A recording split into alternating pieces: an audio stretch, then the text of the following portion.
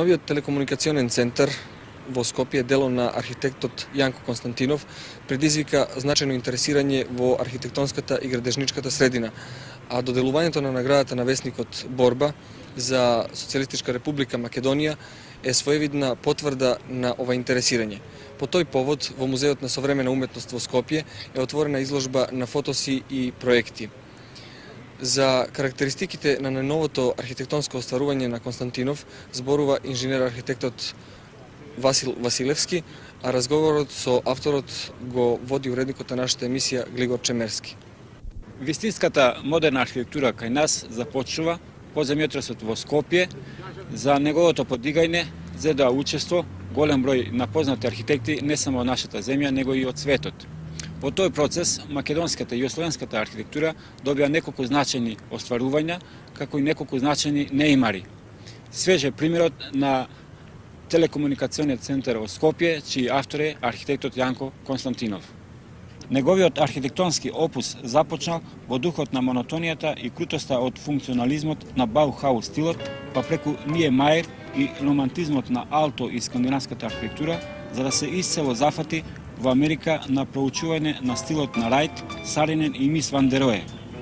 Работејќи со блиски соработници на овие тројца американски великани, започнал да остварува нови скулптурално-спацијални структури изразени во новата технологија на натурбетонот и стаклото. Така и се појавува првиот објект кај нас изграден исцело во натурбетон и стакло, а тоа е сеизмолошката станица во Валандово.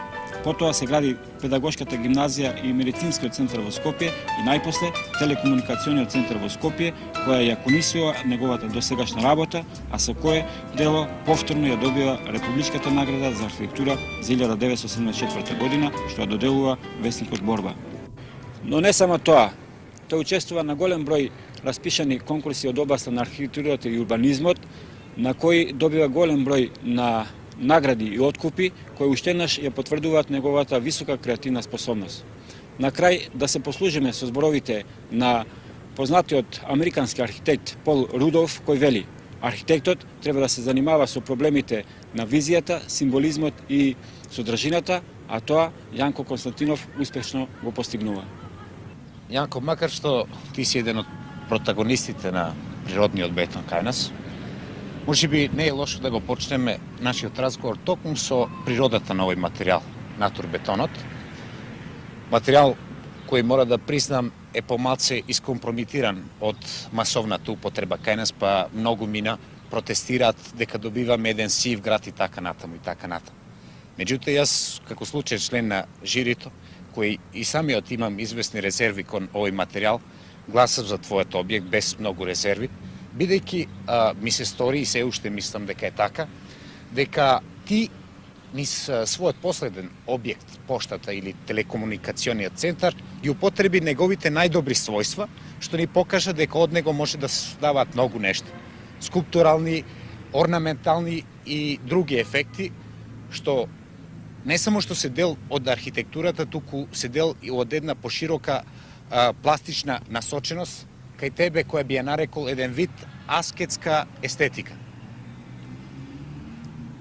Бетонот, со својата едноставност, со технолошкото брзо обработување, заедно со железото и стаклото, зема денес еден вид, своевидна врста на изработка која е единствена во технолошката револуција на 20 век. Таа револуција ни го даде најарниот материјал на овој век, бетонот, стаклото и железото. Комбиновано заедно и остварено во своји структурално-спацијални простори, бетонот има најболи средства за нашиот век. А тоа е бетонот изразен во архитектурата на скулптурата. Во врска, една заедничка врска, архитектура, скулптура и наука. А тоа заедно све поврзано остварува могуćности какви ниеден материјал во денешната историја, а и во историјата на миналите векови не остварил. Значи, за бетонот важи истото што и за другите материјали. Зависи од тоа кој го употребува и како го употребува. Се разбира да зависи најмногу од креаторот, од архитектот и ствараоцот.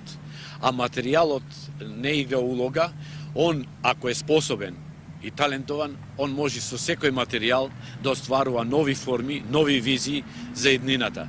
Тоа значи да ако архитектот работи во мермер, он треба да остварува специфични форми и адекватни структури за мермерот. Ако работи пак во стаклени површини, онда треба да работи со други специфични сознанија за стаклот. Всушност, важен е авторот. Ти се заложуваш за една типично авторска архитектура, ако може така да се каже, од што би подразбрале креација понатаму од функцијата. Јас кога го добив телекомуникациониот центар да го обликувам, да го стварам, во ова место кај што е поставен, добив задача да створам една индустрија. Во други места во нашата земја, а и надвор во светот, телекомуникациони објекти се изградени во вид на 4 зида, каде се поставени инсталациите, кабловите, клима уреđаите и така натаму. Од мене беше истото барано, да се створи една индустрија која ќе функционише и кој ќе задоволи потребите на технологијата. И јас, како креатор, како ствараоц на архитектурата, не можев да си стварам, да си замислам да во едно место централно на градот поставаме една индустрија од 4 зида, да дам простори за кабловите, милионски вези на каблови, на уреđаи за клима, електрика и така натаму, а да не остварам архитектура која ќе задоволи потребите на еден град. Една архитектура со скулптурални форми, со спацијални заиграни површини, кој ќе привлече вниманието на секој посетилоц на нашиот град, а специјално во ова централното подручје на градот, каде треба да се остварат фокални површини кои ќе остават трага за уметноста, за креативноста, за обликувањето на денешницата, а да остава трага на идните генерации кои треба да дојдат. Да поминеме на едно прашање кое може би на индиректен начин има врска со сето она што го досега спорувавме. Дали архитектот е едно супер рационално и дисциплинирано суштество кое прави она што од него се бара, или пак е, да кажам така, луд во наводници на еден свој собствен начин, и дека тој всушност сонува ни со она што го гради? Архитектот преди све е архитекта, урбаниста. Он треба да биде научњак, економиста и да ги соедини сите тие грани во едно. Он треба да биде во исто време и фантазер. Фантазер со визии и визии за еднината. Сметате, ако го сметаш тоа, дека е визионар и фантазер за во наводници, да рече човек лудори, онда луцкаст, онда може архитектот да биде визионар, фантазер и луцкаст за да остварува структури на еднината за едните генерации кои ќе дојдат, затоа што само они ќе судат и ќе судат за нашето творчество, за она што оставаме зад нас, за нивните генерации. Како таков, архитектот мора да биде визионар на еднината. Го има ли кај нас архитектот тој третман? За сега го нема. Врло е тешко да се рече за архитектот како визионар, али се надеваме преку тешки борби да се тоа оствари. Има разни разлози поради кои се стопират архитектот визионар, фантазер, архитектот кој мисли за еднината на нашите генерации. Новиот комплекс на банките во Скопје, што беше отворен неодамна, со својата локација и со своето архитектонско решение, му дава посебен белег на овој крај покрај Вардар. За ова дело зборува дипломираниот инженер-архитект Георко Константиновски. Меѓу бројните квалитетни објекти што Скопје во последно време се здоби е и ново проектираниот банкарски комплекс составен од Службата за општествено книговодство, Народната банка и Југобанка. Автори на ова дело се младите скопски архитекти Радомир Лаловиќ и Олга Папеш. Објектот е лоциран во строгиот центар на градот, на улица Кочо Рацин, во непосредна близина на мостот на Револуцијата и реката Вардар, и од него се возможени прекрасни визури кон разбрануваната градска силуета, кон песажите на Водно, планината Шара и Скопска Црна Гора. Со новото урбанистичко решение е предвиден лесен и непречен пристап до партерот на објектот и паркинзите за моторни возила. Партерното решение изобилува со бројни архитектонски декоративни елементи, цветни алеи и бујно зеленило, што наскоро треба да биде реализирано. Архитектонско-просторната концепција на надворешните форми на објектот произлегуваат од содржината и функцијата на овој комплекс и се заснива на најсовремената архитектонска теорија и филозофија, што прв ја лансира големиот американски архитект Луи Кан. Трите одделни служби што влегуваат во состав на овој комплекс се изразени во сопствени просторни форми со една и иста концепција на решение, но со вонреден аналитичен и комбинаторски усет за нивна меѓусебна поставеност. Секоја од овие три служби е представена со базичен административно работен габарит, јадро на вертикални комуникации, шалтер сали, како и погони за од заеднички карактер. На последните два ката над административните габарити се сместени бифињата и салите за службени состаноци, кои исто така се изразени и нагласени во одделни архитектонски форми. Овие сали со својата местоположба го завземаат најубавиот дел од објектот, од каде се возможени прекрасни визури кон околниот амбиент.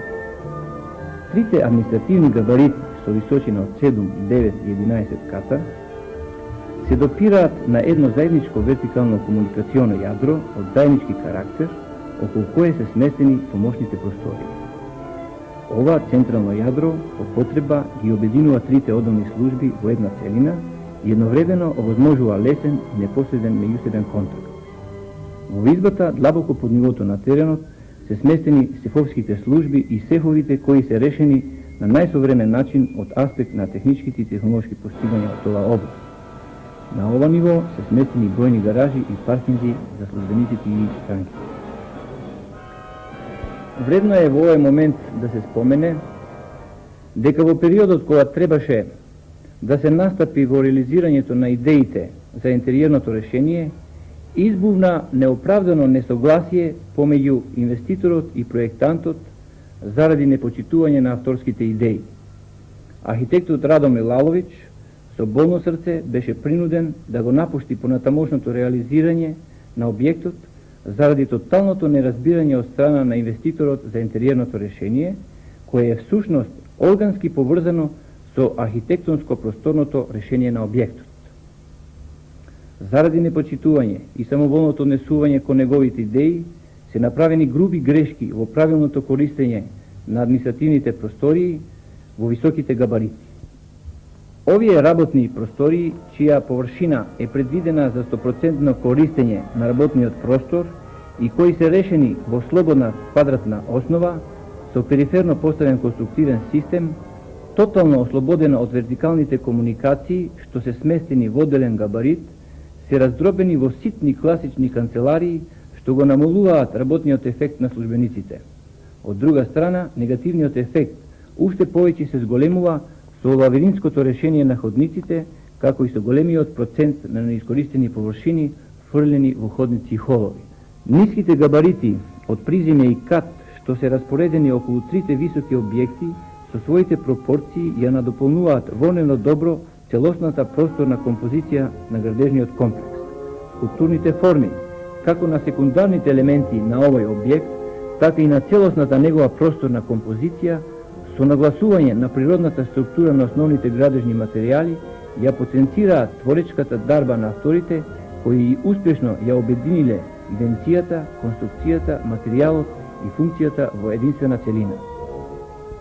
Архитектите Радомир Лалович и Олга Папеш со кристалното архитектонско и конструктивно решение на банкарскиот комплекс, вдахновени со богата фантазија и уметнички квалитети, оставија длабока трага на современата македонска и југословенска архитектура.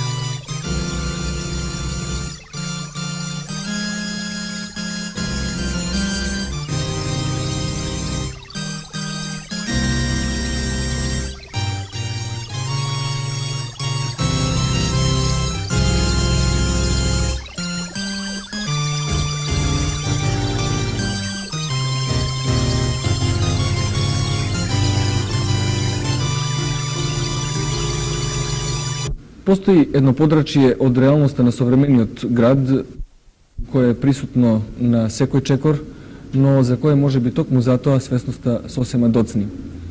Телефонските говорници, киосците, поштанските сандачиња се само дел од оваа безгранично широка материја, која економично е собрана во терминот градска опрема. Следниот прилог на нашата емисија е посветен токму на оваа материја, по кој повод разговараме со група архитекти кои веќе 3 години работат врз решавањето на проблемот на овие постурбани објекти во главниот град на нашата република.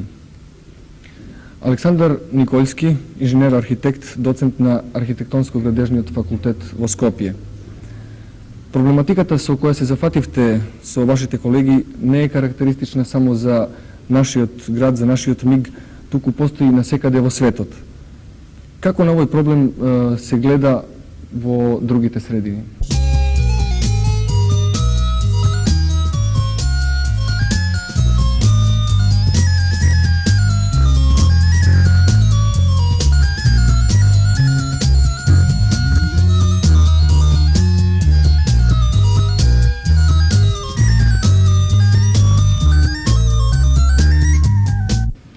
Воопшто не значи дека е градска опрема придобивка на нашето време, на современиот и урбанизиран свет.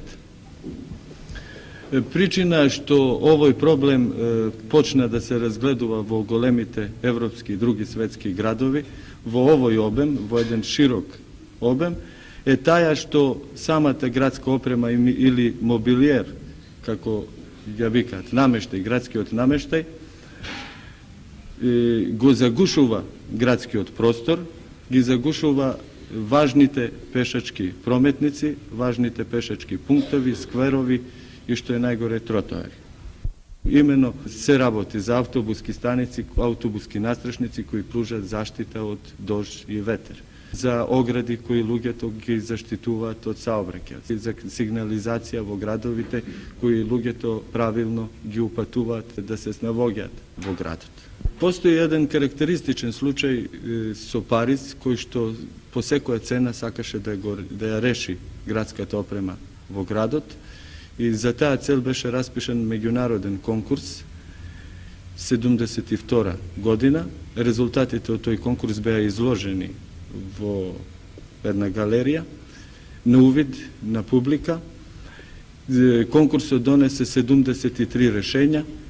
Наградите кои беа пропишани со конкурсот беа доделени. Беа доделени откупите. Сите тие примери, наградените и откупените ги имаме ние.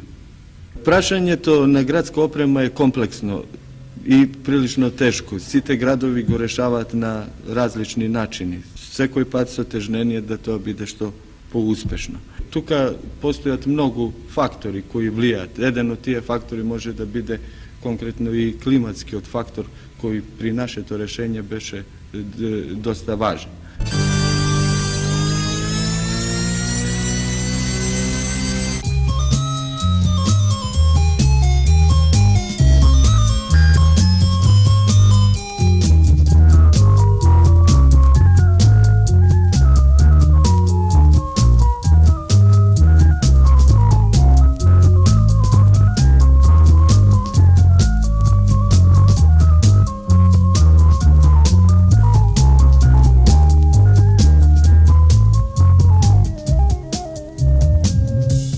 Тихомир Арсовски, инженер-архитект, помошник секретар за урбанизам во секретаријатот за урбанизам, комунални работи и сообраќај на Скопје. Со оглед на тоа што градовите постојано растат, тие и наследуваат одредена состојба.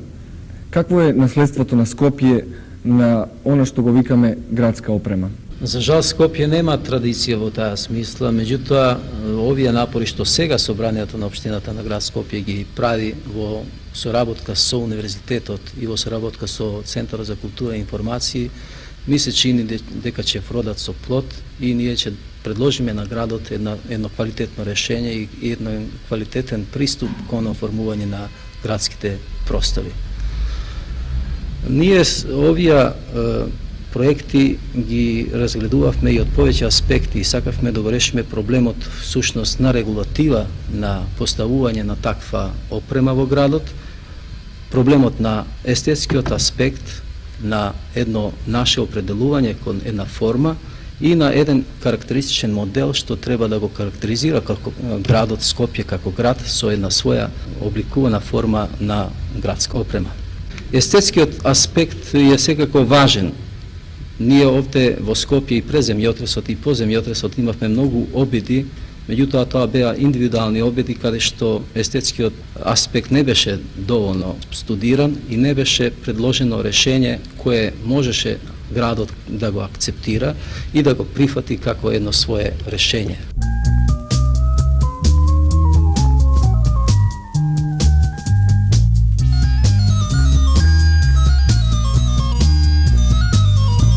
Во централното градско подрачје ние имаме повеќе од 30 на типа од киоски кои се сосема произволно изработени од разни инвеститори, без стручна обработка, без стручен надзор, онака изработени као провизориуми.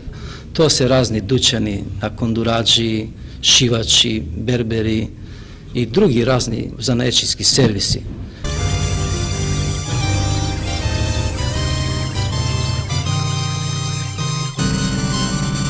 Не се работи, нема да биде да се изнесат старите киоси и да се донесат нови или да пласираме само нови автобуски станици. Се работи да сета опрема што ќе дојде во градот, во градските простори, биде поставена функционално, да им навистина да им пружи соодветни услуги на граѓаните. Југослав Каранаков, инженер-архитект, доцент на архитектонско-градежниот факултет во Скопје. Констатиравме дека затекнавме една конфузна и хетерогена состојба.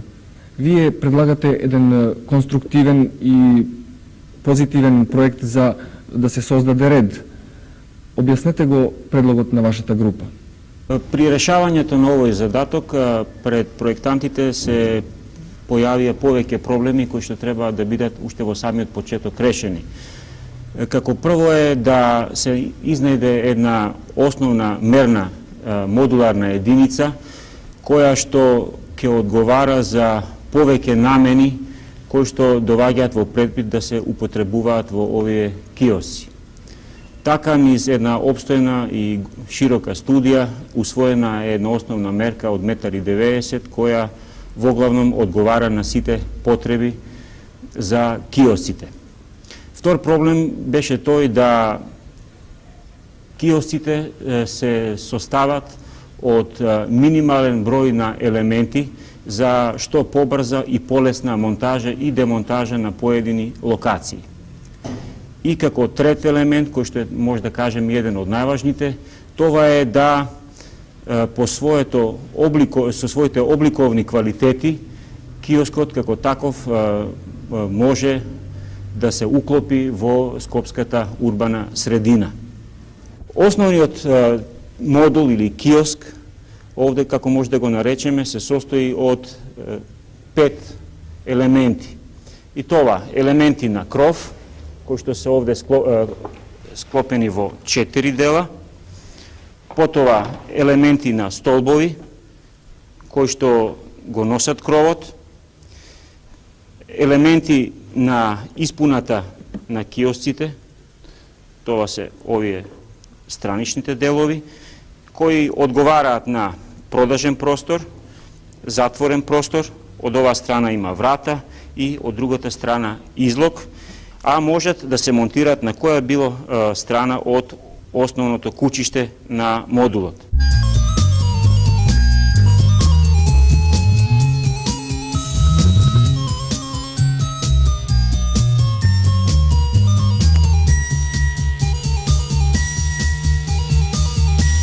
Со користење на поедини елементи од киоскот, односно со користење на столбовите и покривот, се решава воедно и можда е најукутниот проблем околу автобуските станици.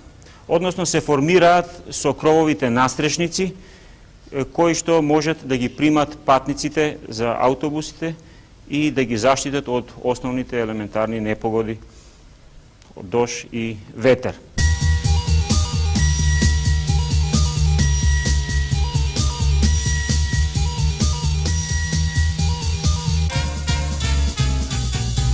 Меѓутоа постои едно мнение, еден став да се создаваат така наречени удружени сервиси, групирани функции на градската опрема.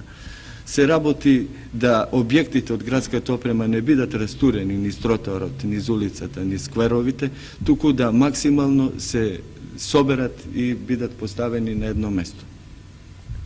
Таков еден сервис е наменет да им пружи на граѓаните една по-комплексна услуга. Имено, конкретно во овој сервис и ние што го решивме како експериментален да биде овде, ние предвидовме функција на автобуска станица со чекање на автобус, предвидовме функција на телефонски говорници, функција на продавање на тутун, функција на продавање на весници и други ситници, како и еден пункт кој би служил за продажба на прехранбени продукти.